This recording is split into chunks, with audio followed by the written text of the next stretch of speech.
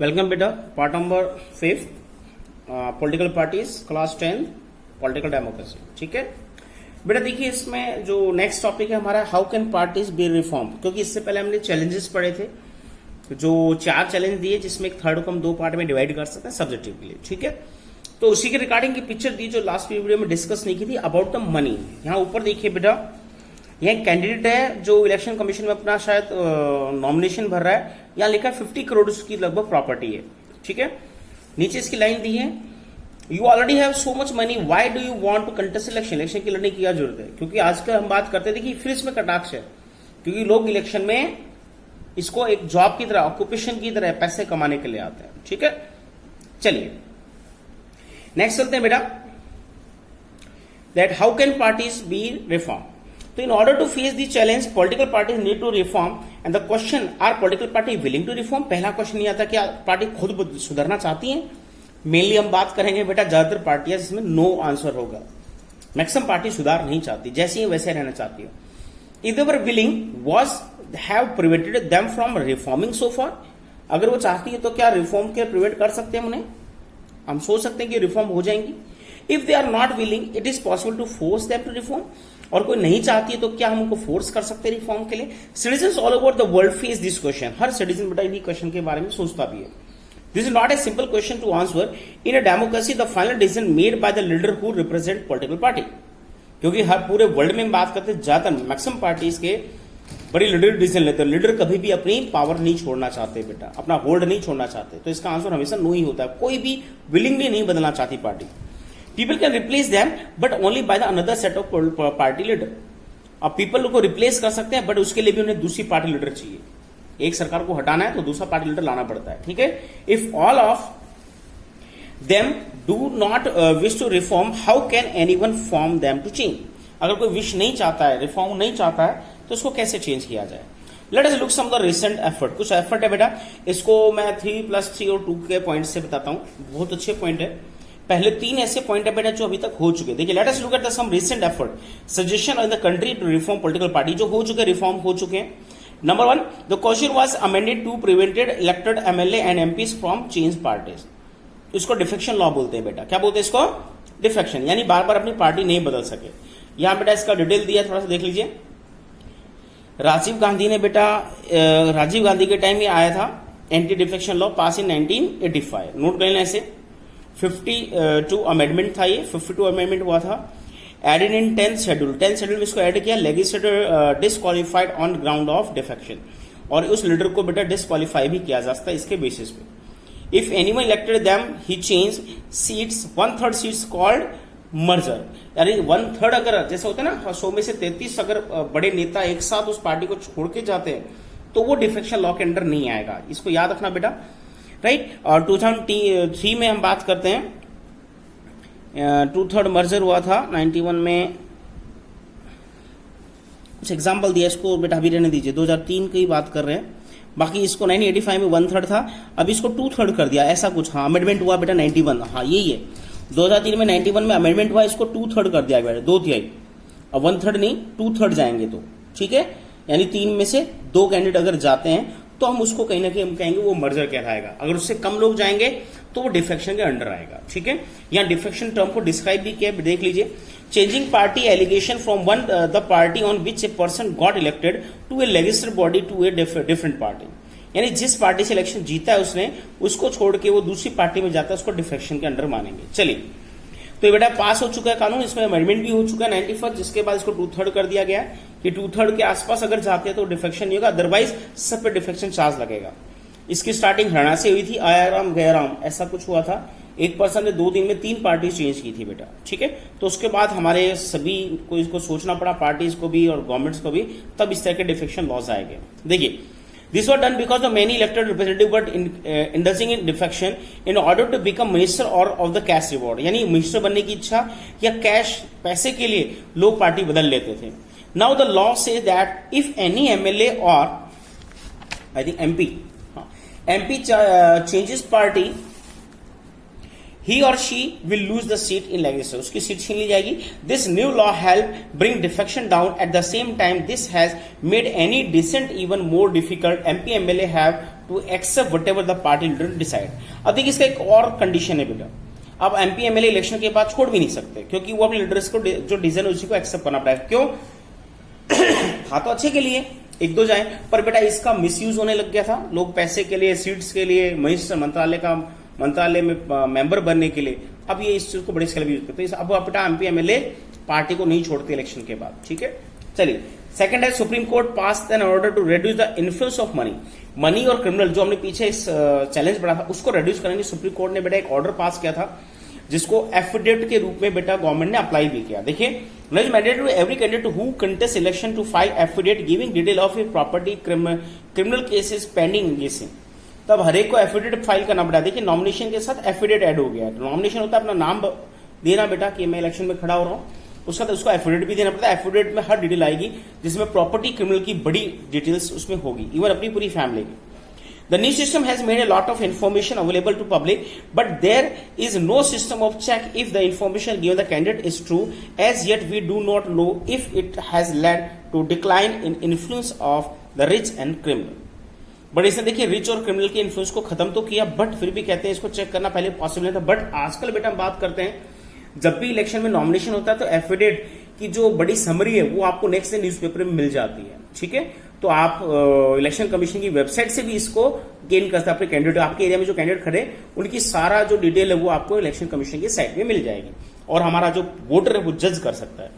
नीचे एफिडेविट को दिया बेटा, a sign document submit to an officer, election commission किसी ऑफिसर को सबमिट होता है ये, where a person makes a sworn, यानी शपथ लेता है, statement regarding her personal information, सारी इन्फॉर्मेशन के बारे में वो देता है। और इस पे कई जगह बेटा हम कहते हैं लोगों को अपनी सीट छोड़नी पड़ी इसी की वजह से। चलिए, the election commission pass an order making necessary for political party to hold their organisation election and file the income tax return. ये तीसरा सजेशन था इलेक्शन कमीशन का बेटा, कुछ पार्टी करती है, कुछ लोग अब भी इसको डिनाई करती हैं। पहला, ऑर्गेनाइजेशनल इलेक्शन, यानी आपको अपनी पार्टी के अंदर भी इलेक्शंस करने होंगे। फाइल द इनकम टैक्स, आपको इनकम टैक्स रिटर्न भी भरना होगा। The party have started doing so, but sometimes it is merely formally, कई जगह फॉर्मली होता है, इलेक्शंस का नाम दिया था पर इलेक्शन होते नहीं है। जैसे कांग्रेस का फिर एग्जांपल दूंगा, लास्ट 10-12 साल से फिर से बेटा प्रेसिडेंट माँ बेटे ही बनते हैं, कभी माँ रिजाइन देती है, बेटा बनता है, बेटा रिजाइन तो माँ बनती है। तो और कहीं ना कहीं इसको नेम दिया था कि जो इलेक्शन कमीशन, जो सॉरी कांग्रेस की कोर कमेटी है सीसी, उसका डिसीजन है, और सीसी में कौन है, माँ बेटे और उसकी बेटी जो है वाड्रा, वो ही उसके मेंबर है। तो तीनों माँ बेटे और बेटी मिलकर फैसला लेते हैं। It is not clear if this step had to be greater internal democracy in political party. तो इससे इंटरनल डेमोक्रेसी आती है बेटा, पर सभी पार्टी इसको फॉलो नहीं करती है। तो तीन ऐसे हैं जो सजेशन है जो अभी कुछ वर्क कर भी रहे बेटा। अब बात करते हैं नेक्स्ट 3 सजेशन दिए हैं लोगों ने, हम कह सकते हैं कुछ अच्छे हैं कुछ बुरे भी हैं। देखो, ऑफन रिफॉर्म पॉलिटिकल पार्टी का रिफॉर्म के 3 सजेशन है। पहला, a law should be made to regulate the internal affair of political parties. बड़ा अच्छा है बेटा ये कि इंटरनल अफेयर्स को रेगुलेट करना होगा, ऐसा लॉ बन जाए, कानून ही बन जाए। इसमें क्या क्या होना चाहिए? It should mandatory compulsory to political parties to maintain register. अब पार्टीज को रजिस्टर मेंटेन करना होगा मेंबर्स का, टू फॉलो इज और कॉन्स्टिट्यूशन, अपने संविधान यानी अपने रूल रेगुलेशन बनाने को उसको फॉलो करना होगा। To have independent authority to act as a जज in the case of party dispute के लिए उनको अपनी एक इंडिपेंडेंट अथॉरिटी बनानी पड़ेगी जो जज की तरह वर्क करे, अपने डिस्प्यूट को सॉर्ट आउट करे। To hold open election to highest post, और जो पार्टी में बड़ी पोस्ट है इसको नोट कर लीजिए बेटा, हायर पोस्ट का क्या हो, इलेक्शन हो, ओपन इलेक्शन हो, खुले इलेक्शन हो, छुपके से ना बनाए, ठीक है। सेकेंड सजेशन है, it should be mandatory for political party to give a minimum number of ticket about 1/3 women candidate. बेटा देखिए ये अभी 3rd ईयर गवर्नमेंट में, बाकी आपकी स्टेट असेंबली और सेंट्रल लोकसभा वगैरह में ऐसा रिजर्वेशन नहीं आया अभी गवर्नमेंट की तरफ से। तो इसमें एक और सजेशन है कि 1/3 सीट पे कैंडिडेट पार्टी खुद ही खड़े करे फीमेल्स को। बात समझ में आ रही है? Without law. So similarly there should be a quota for women in the decision making bodies of the party. Even जो पार्टी की जो डिसीजन मेकिंग बॉडी उसमें भी बेटा वुमेन्स का कोटा होना चाहिए, वो अपनी तरफ से वुमेन्स को उसमें मेंबर बनाए, पार्टी खुद बनाए, ठीक है। ये लॉ पास नहीं हुआ बट पार्टी इन चीजों को कर सकती है, कैंडिडेट खड़े कर सकती है और डिसीजन मेकिंग बॉडी उसमें भी महिलाओं को स्थान देगी। तीसरा सजेशन है, there should be state funding of election. ये मुझे खतरनाक लगा कि स्टेट बेटा फंड, स्टेट ही पैसा दे इलेक्शंस के लिए, right. The government should give the party money to support the election expenses. बेटा अभी अगर इलेक्शंस की बात करें जिसमें ये इलेक्शन जो एक्सपेंसेस नहीं है, ये अभी भी बेटा कई हजार करोड़ में इलेक्शन का खर्चा जाता है। सोचो हर एक कैंडिडेट को अगर पैसा देने लगे, जिसमें हम कहते हैं कई लाख रुपए एक कैंडिडेट के लगते हैं, और वो पैसा भी गवर्नमेंट देगी, तो ये हमारे शायद जेडीपी का नाश हो जाएगा। पर भी ये सजेशन के रूप में पढ़ सकते हैं कि स्टेट फंड करे, जिससे लोग जो पार्टीज है वो बाहर बिजनेस पर्सन से कहीं से डोनेशन ना ले और उनके फेवर में काम ना करे। ठीक है, this support should could be given in the kind petrol, paper, telephone, or it could be given in the cash or basis of votes secured by party in the last election.